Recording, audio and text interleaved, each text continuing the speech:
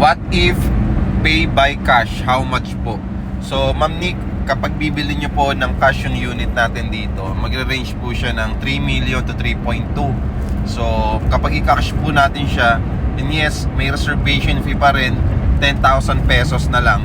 And then, malilas naman yun sa total contract price na i-cash mo. And then, upon reservation, pwede mo na rin dalhin mismo yung cash payment mo.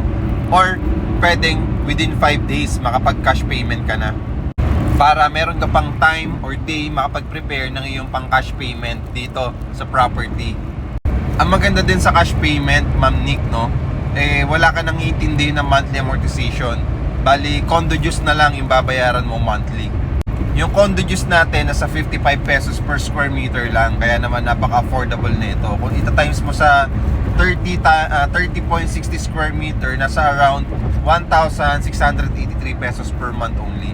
So, pumapatak lang siya na, halos 50 pesos plus lang per day. At ang maganda sa cash payment, Ma'am Nick, no?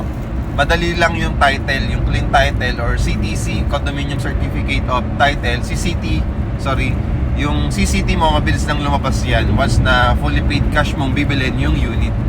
So, kung interested ka, Ma'am Nick, na i-cash payment yung unit dito sa Ortigas Extension, Pasig, follow mo lang ako and message me, sabihin nyo po, ako po yung magka-cash payment para nang sa ganon, ma-assist ko po kayo, masendan ko kayo ng details, computation at complete photos ng project.